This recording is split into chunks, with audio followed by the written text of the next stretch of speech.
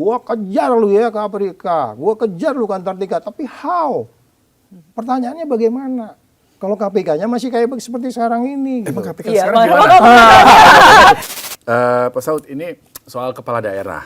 Sepanjang 2026, sepanjang tahun ini ya, sampai bulan ini, kita tapping ini bulan Juli ya. Juli, berarti baru 7 bulan ya.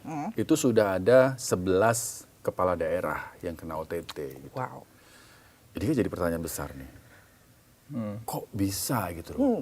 Kenapa ya sebanyak itu? Dan ini kayaknya berulang tiap tahun begitu, tiap tahun begitu. Ini ada yang salah gini. Iya, dan modusnya hampir semuanya sama. Iya. Lalu pengadaan selalu ini. Iya. Ya mudah-mudahan saya nggak bikin gelap ya hari ini. Jangan dong. Karena yang bikin gelap banyak nih. Kita mau coba bikin terang nih kali ini. Jadi kalau kita lihat, akhirnya kan kita mencari apa sih penyebabnya gitu.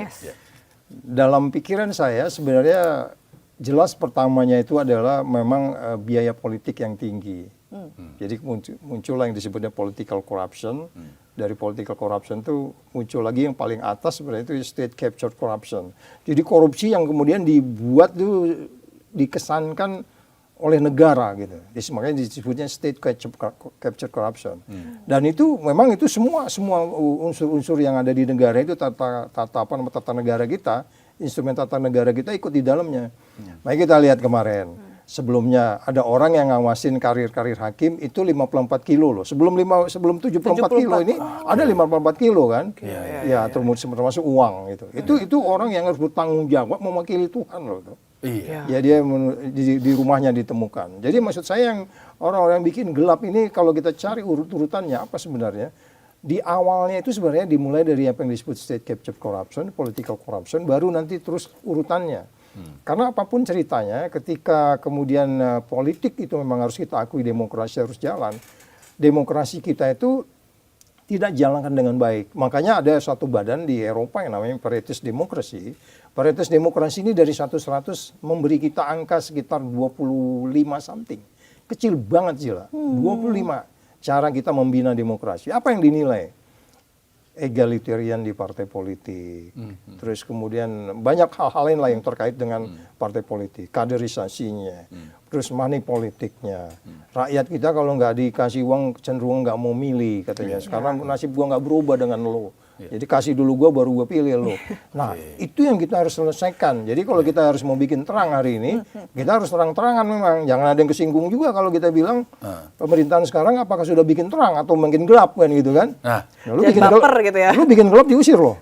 Kan dibilang kalau bikin gelap lu keluar aja dari sini. Sudah pindah. Padahal kita bilang jangan dong Pak, gua cinta Indonesia masa gua diusir sih. Jangan dong. Kita kan mau bikin terang. Kalau kita mau bikin terang kan kita harus membuka semuanya.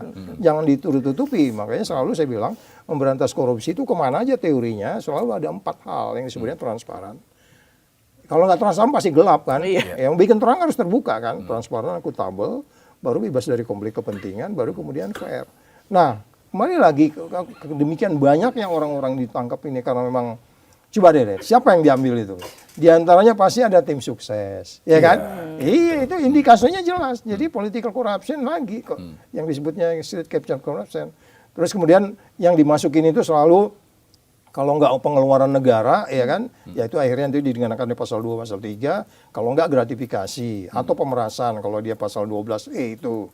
Jadi memaksa orang atau menggunakan wewenangnya, wewenangnya disalahgunakan gitu, yang harusnya jangan malah dibikin. Yang dibikin malah nggak dibikin gitu. Yang disebutnya berbuat atau tidak berbuat itu jelas. Terus kemudian ada yang melanggar undang-undang dan dia nggak peduli itu publik menyorot atau tidak. Karena apa? Dia merasa bahwa dia berada di tempat-tempat yang sembunyi. Dia nggak tahu 8.000 surat yang dikirim ke KPK per tahun itu surat itu dari orang-orang paling dekat dari dia loh. Oh iya, ada juga istrinya kok ngirim, kan selalu biasa yang kayak begitu. Jadi laporan-laporan itu dari orang dekat. Yes, melawan politik juga. Ya itulah kalau Anda mau berkonflik, berpolitik, ya bersihkanlah diri Anda atau orang akan mengintip Anda gitu.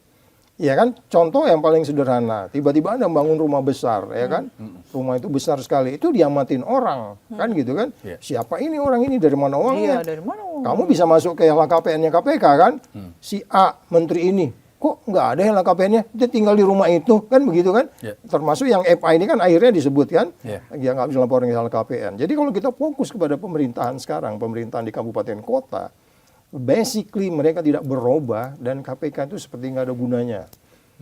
Padahal mereka udah asistensi banyak hal loh. Cara ngatur pendapatan, cara ngatur proyek, cara ngatur pengadaan, cara ngatur perizinan. Itu semua dijaga.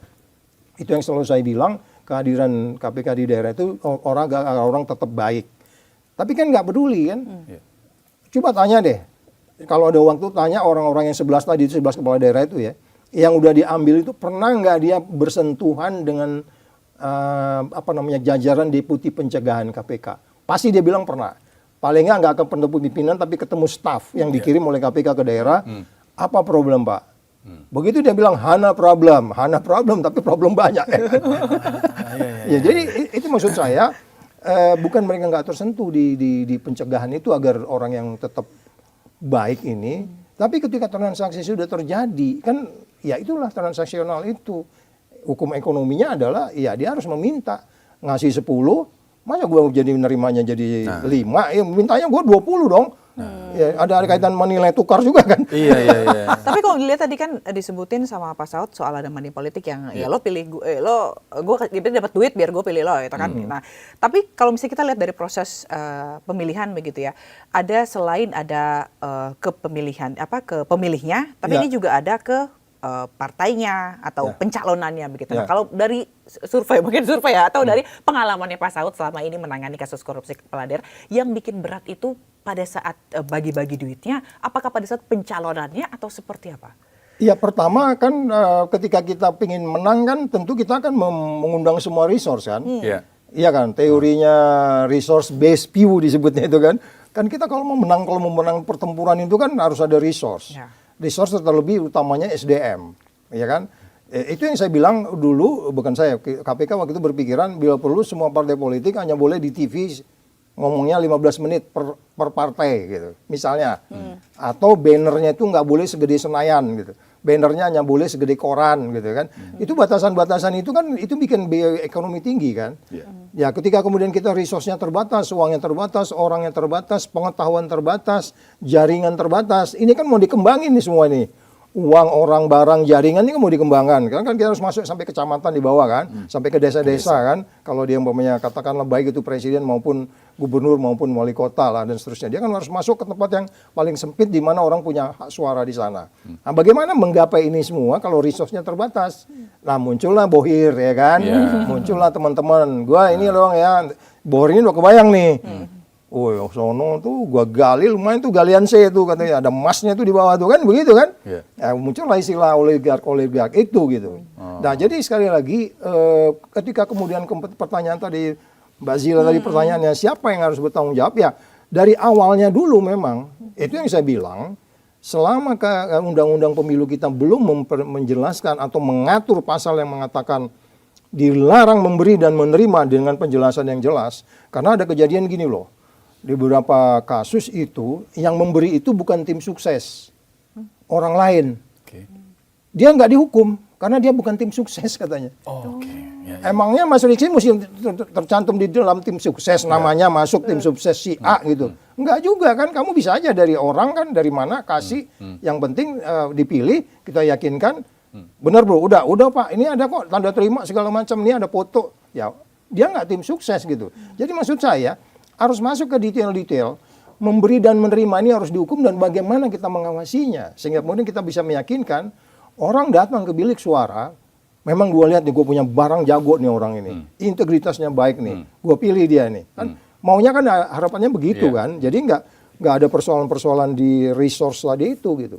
Jadi sekali lagi, bagaimana kita bisa menciptakan undang-undang itu? Per hari ini, tahun depan kita harus mulai proses pemilu 2027. Per hari ini saya nggak lihat nih kemajuan undang-undang pemilu kita belum ada terlihat. Kayaknya mereka last minute mau bikin manuver kayaknya. Nah ini yang berbahaya. Sehingga partai-partai politik yang benar-benar berintegritas, sayangnya nggak fair lah bro. Gue pingin mau partai politik ini integritas, dibangun dengan baik. Yang lain karena kemudian punya network dan kemudian nggak punya malu yang gitu, itu kan nggak bisa kayak gitu. Kita kan ada orang malu nyuap. Ada loh, saya ketemu satu calon, dia itu memang idenya banyak banget. Dan dia punya capability, dia punya pengalaman, punya track record. Dia punya resource, dan aku yakin dia nggak akan korup. Dia punya usaha juga gitu. Tapi nggak dipilih oleh rakyat, karena rakyatnya nggak dikasih uang gitu loh. Nah, ya, dan kemudian dia kalah memang. Ya, dia, karena dalam hati dia, enggak, saya kalau nyuap saya nggak mau katanya. Tapi orang bilang, nggak bisa dong Pak, Bapak harus kasih gua minimal kita motong kambing kayak malam-malam atau camping di mana kayak gitu. Ini yang mungkin ke depan saya bilang undang-undang pemilunya harus diperbaiki. Kalau itu belum diperbaiki, Mas Rizky, lu boleh percaya nanti tahun berapa gitu gue udah nggak ada nih, ya kan Zila udah punya cucu nih kan. Kejadian yang sama masih terjadi nih. Kameramen udah ganti semua nih, udah ganti semua. Ya, TV-nya mungkin udah ganti nama nih ya kan. Studionya udah pindah gitu. Kejadian juga. Pantas modusnya selalu sama ya? Yes, nggak jauh dari situ, pengadaan barang, pemerasan, perizinan, promosi. Ya mau kepala dinas dimain-mainin kayak gitu kan. Terus kemudian nggak peduli kadang-kadang uang bangun sekolah juga diembat juga sama dia kan. Ya itu memang tadi itu harus ada balikannya gitu loh. Dan itu celah yang paling memungkinkan mungkin untuk mereka ibaratnya main kotor di situ gitu ya. Kalau menurut saya sih nggak mau ini deh, nggak mau kerja keras, pengen cepat dapat.